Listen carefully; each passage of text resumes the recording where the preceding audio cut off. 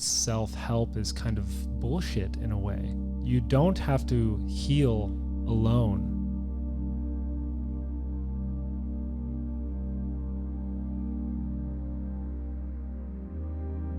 Welcome back, everyone. This is the Mind Body Mentor series with your host, Stephen Jaggers. Today is a really important concept that I want to get into. It is the concept of somatic relating.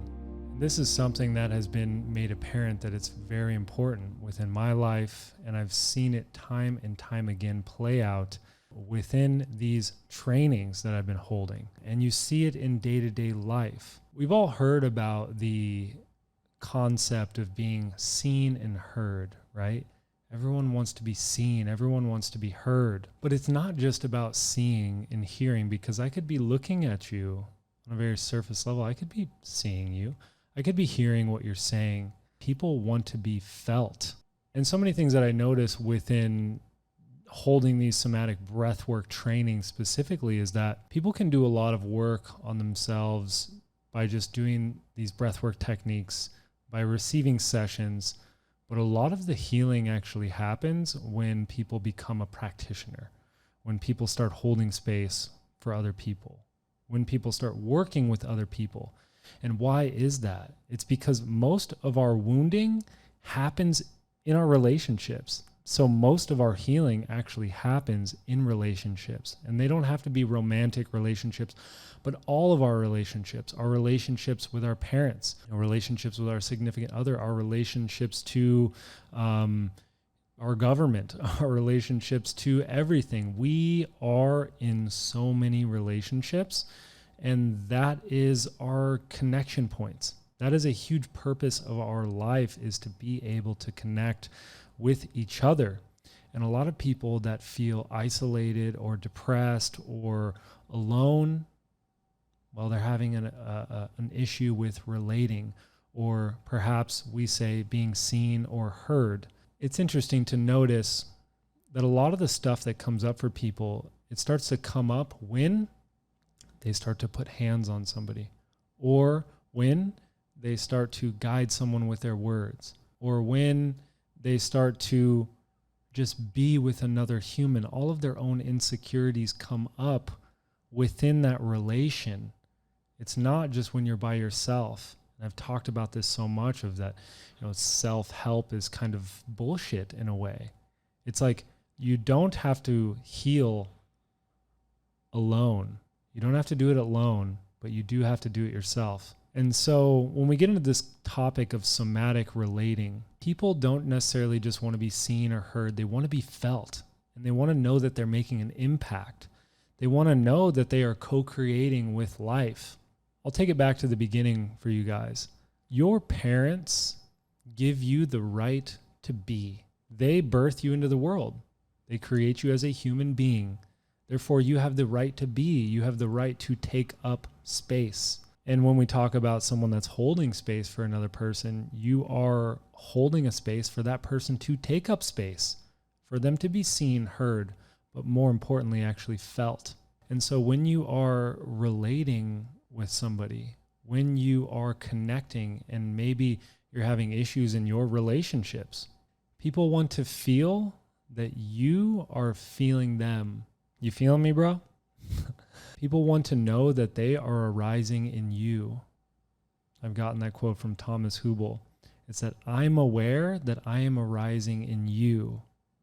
And so you take this example of when you're a child and your parents birth you into the world, they give you the right to be, the right to take up space in this world, the right to co-create.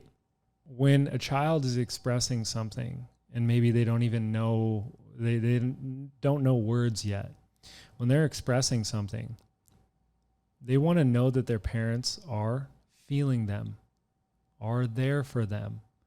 Doesn't matter what actually goes on, what's said. It matters that they are in resonance, or they are, I'm expressing something and it's being received on the other side, and it's being felt, and it's landing for another person. When that gets wounded, when that I'm feeling that you're feeling me gets wounded, That's where these sort of the trauma happens. And so people, they sort of retreat. And within that withdrawal or within that retreat, people lose their creative power, their sense of impact on the world, because whatever they're doing is not landing. It's not being felt. It's not being heard or seen. And so healing that relational trauma is so huge for people in taking back their power to create, to actually know that they are co-creating in the world. Most people lose their ability to somatic relate. And then what happens is they just have to fit into someone else's life, like a life that's already been created, instead of them feeling that they are co-creating the world together. And so the passion, the care that what's going on in the world, it starts to diminish. Stop caring about what's going on because I'm just fitting in someone else's world.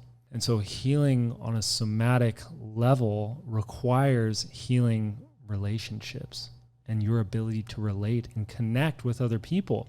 And I'll tell you, for myself, I've been really, really good at networking and connecting with other humans because I'm really good at connecting with myself.